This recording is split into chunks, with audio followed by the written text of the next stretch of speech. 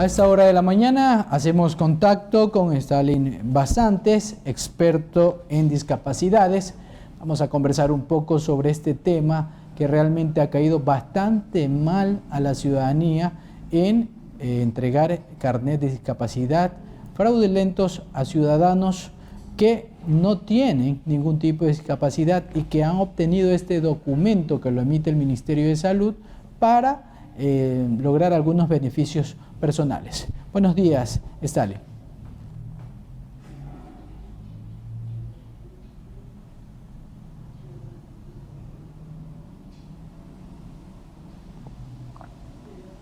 Sí, es importante destacar, Stalin, bienvenido a Saracay. Una noticia que leía yo en el Telégrafo y el Universo, este tipo de casos ya se vienen registrando desde diciembre del 2018, cuando se detuvieron algunos funcionarios públicos del Ministerio de Salud y se investigaba a otros del Instituto Ecuatoriano de Seguridad Social.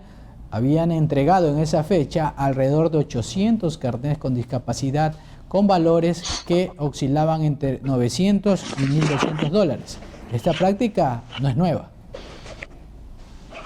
Justamente, Edwin y la ciudadanía, este problema no ha sido de ahora. Este problema acarrea ya desde hace algún tiempo y justamente lo que señalas, en el 2018 hubo incluso un detenido por este tema de la entrega de carnets sin respaldos, ¿no? Sin embargo, esos casos también han quedado en la impunidad, producto de que el propio Ministerio de Salud nunca entregó los informes, nunca se presentaron las pruebas, de tal manera que los implicados salieron libres. Entonces, por eso es que como ciudadanía no confiamos en lo que ha planteado el gobierno, que una auditoría pueda hacerse solamente desde lo interno. Edwin, esto resulta como que los propios funcionarios corruptos que han vendido carnets se autoevalúen. Entonces así no son las cosas. No se trata esto de dar unas respuestas mediáticas mientras llega el otro acto de corrupción, se diluye esto y el Estado no nos da las respuestas ni las sanciones correspondientes a este tipo de delitos, Edwin.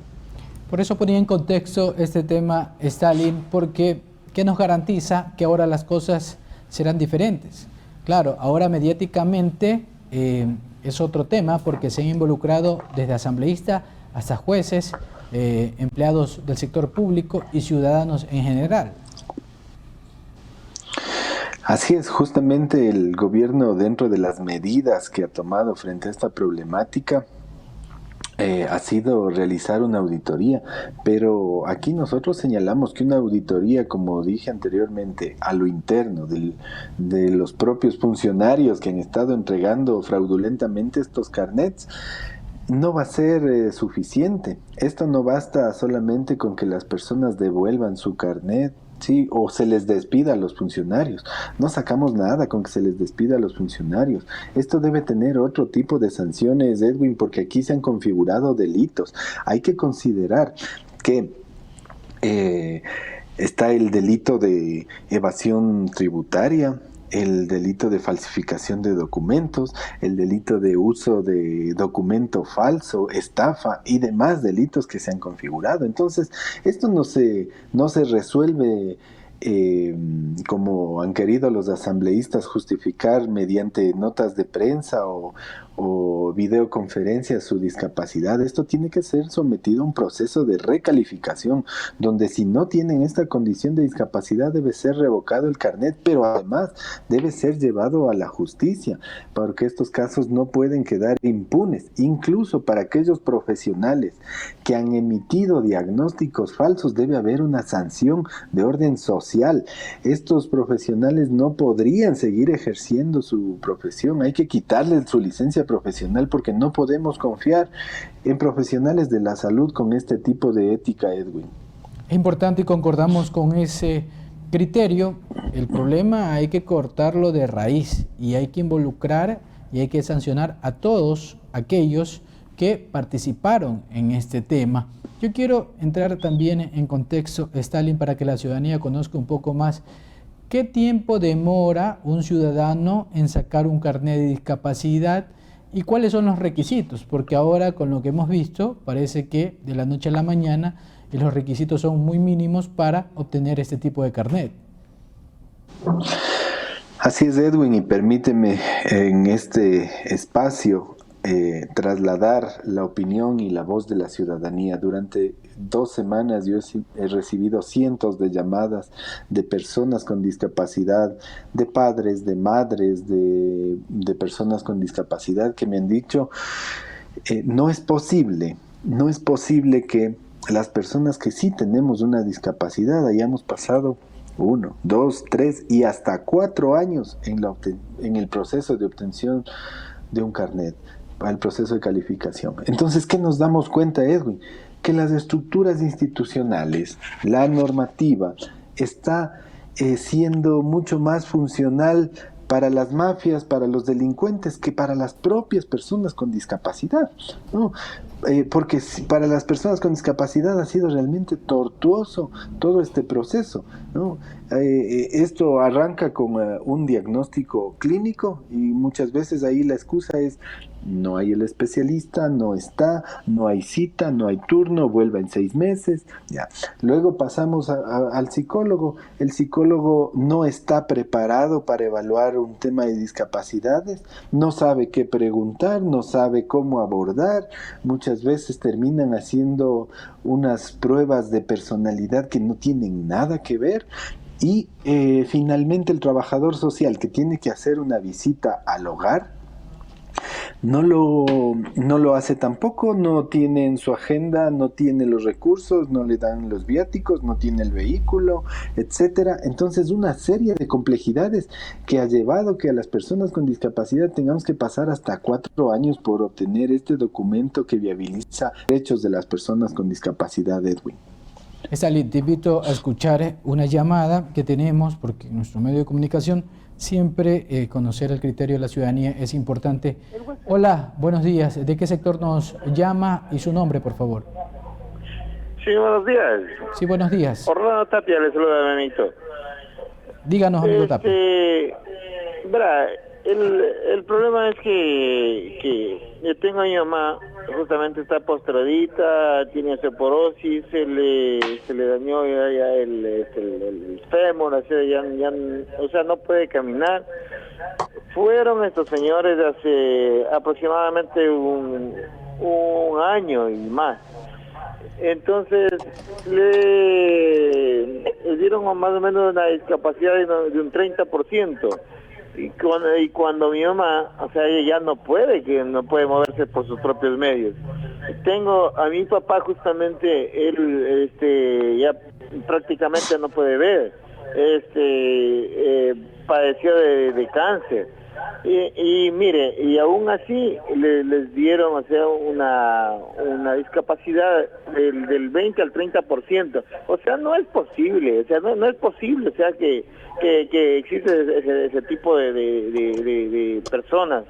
O sea, viéndole postrada en una cama, ancianita, con 80 y más años, entonces, y le den o sea, ese grado de discapacidad, no es justo, no me parece justo. O sea, Listo, amigo Tapia. Importante el criterio, lo escuchaste, Stalin.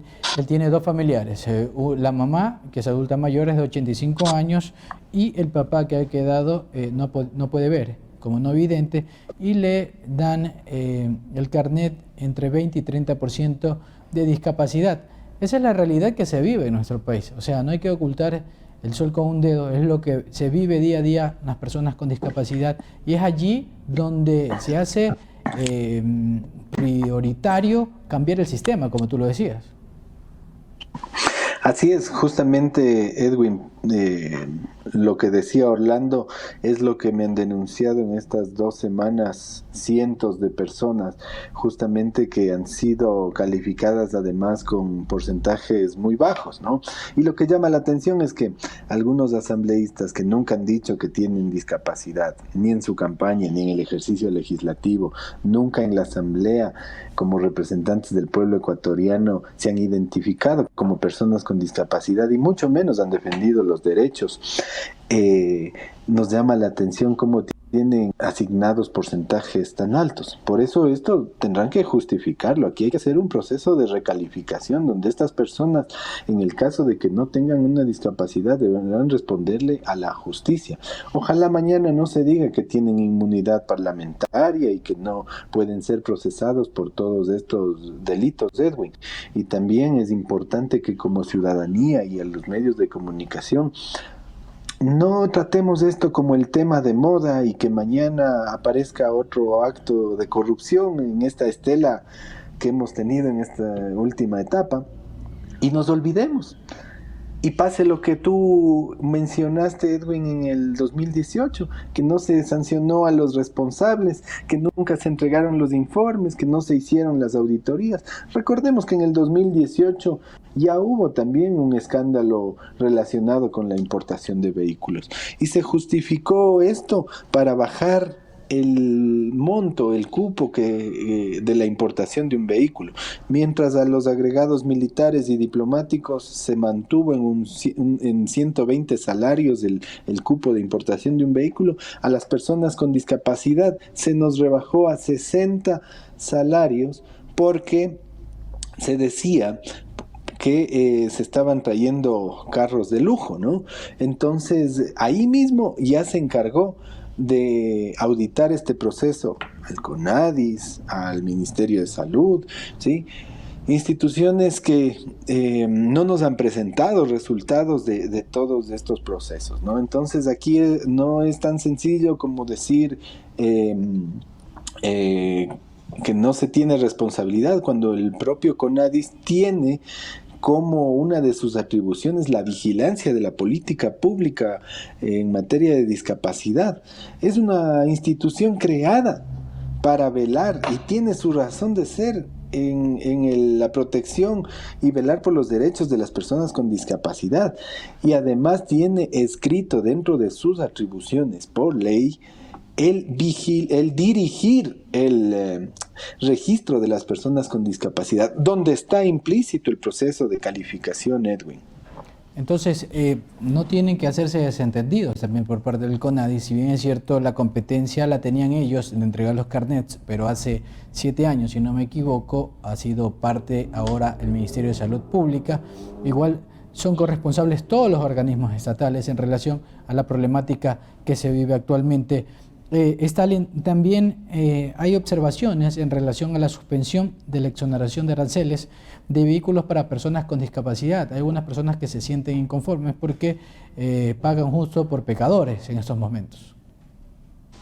Claro, Edwin, hay que entender lo que representa un vehículo para una persona con discapacidad, ¿no? Esto es parte de una política social y que constituyen derechos adquiridos, conquistados, legítimamente adquiridos por las personas con discapacidad. Así es que no puede ponerse siquiera sobre la mesa el tema de que pueda retirarse este tipo de derechos, ¿no? Justificando de que hay corrupción, ¿no? O sea, por un manojo de pillos vamos a pagar las personas que realmente necesitamos de un vehículo para movilizarnos, que tenemos este derecho, que es fundamental en el desarrollo de nuestra vida. Pensemos en que una persona con discapacidad tiene que trasladarse a una persona con discapacidad intelectual, tiene que trasladarse a su centro de terapias, de estudios, ¿sí?, que está a 15 kilómetros, en un país donde no tenemos un transporte accesible. ¿Cómo lo puede hacer Edwin? Con su vehículo, con su madre que le lleva a esta terapia. Y sí, muchas veces hay que comprar autos grandes porque hay que guardar una silla de ruedas, unas muletas, una ayuda técnica, ¿no? Entonces hay que considerar también otros aspectos, que un vehículo que se importa para las personas con discapacidad no puede ser comercializado en 5 años. Entonces, ¿qué es lo que pasa aquí? A veces se estigmatiza diciendo que son vehículos de lujo, vehículos de alta gama, pero hay que considerar que en otros países existen vehículos de mejores condiciones en más bajo costo. Entonces la persona con discapacidad lo que busca es un vehículo, primero, que en esos 5 años que no va a poder enajenar o venderlo el vehículo, no se dañe. Segundo, que sea un vehículo grande donde se pueda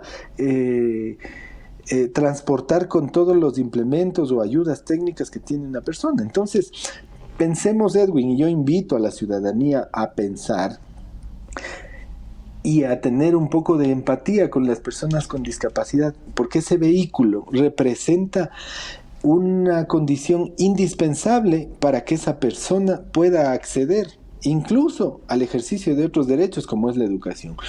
Un día, por ejemplo, que no se tenga vehículo, una persona con discapacidad tal vez ni siquiera movilizarse, Edwin. Se habla mucho sobre el tema de los vehículos, importaciones, pero también hay que no dejar de lado que entre el 2018 se incrementaron jubilaciones, adelantando este proceso con carnets de personas con discapacidad aparentemente fraudulentos. Se han obtenido beneficios laborales también con estos carnets que no corresponden a estos ciudadanos.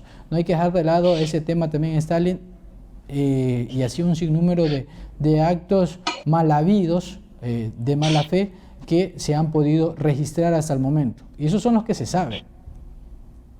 Así es, Edwin. Y yo pido que esto lo entendamos como derechos de las personas con discapacidad.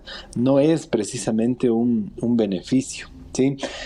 No es ninguna prebenda. Un beneficio es cuando tú trabajas en tu empresa y te dan una tarjetita del comisariato, eso es un beneficio, ¿sí? Pero esto es un derecho legítimamente adquirido que busca compensar las oportunidades para que las personas con discapacidad podamos integrarnos en iguales oportunidades que el resto de ciudadanos a las actividades diarias, a nuestro trabajo, a nuestro centro de estudios, lo que sea, ¿no? Entonces es importante entender que son derechos, ¿no? Y justamente tú has dicho, aquí no se circunscribe solamente a la importación de vehículos, probablemente hacia allá va la cortina de humo también, ¿no? No se trata solamente de importar un vehículo, sino que hay derechos laborales como los que tú has dicho, una jubilación con menos años de servicio, con menos años de aportaciones, es una afectación a todos los afiliados, ¿no? Una obtención de un cargo público con la asignación de puntos adicionales por tener discapacidad, imagínate lo que eso significa, ¿no? Que en algunos casos... alguien que sí necesita y sí tiene discapacidad. Se ha arrestado la participación de una persona que realmente tiene discapacidad por estos delincuentes que han fingido o tienen la osadía de haber comprado un carnet, ¿sí? Pero esto tienen que rendir cuentas a la justicia, Edwin, como decimos, con uso de recalificación. Por eso desde la ciudadanía hemos creado una veeduría que permita vigilar este proceso de calificación desde el año 2013 y vamos a empezar revisando todos aquellos casos donde las personas han adquirido o han importado un vehículo, ¿no? Entonces ahí tendrán que someterse a los procesos de recalificación, ¿sí? Y estos profesionales que han falsificado los diagnósticos, así como las personas que han obtenido carnets fraudulentos, tienen que responderle a la justicia por delitos, Edwin. Esto no es una falta administrativa que se resuelve despidiendo al funcionario. No, señor, aquí esas personas tienen que estar en la cárcel. Y aquellos médicos que han tenido la desfachatez de poner su firma sobre diagnósticos falsos, deben ser retirado incluso su licencia profesional. No podemos, y el Ecuador no necesita ese tipo de profesionales con esta ética, Edwin. Muchas gracias, Stalin. Estaremos atentos como medio de comunicación al desenlace que se pueda dar en relación a estos temas y que no pase como en años anteriores, que solo fue una noticia y quedó allí y no hubieron sanciones definitivas. Gracias, Edwin, y siempre a las órdenes. Gracias. Estábamos con Stalin Basantes, experto en discapacidades, hablando sobre esta adquisición de carnets con discapacidad de ciudadanos que realmente no tienen ningún tipo de discapacidad. Lo que sí tienen es discapacidad mental en relación a quererse aprovechar de beneficios que están destinados para las personas que tienen algún tipo de discapacidad. Es momento de darle paso a mi compañera Marianela Sánchez, quien tiene más información.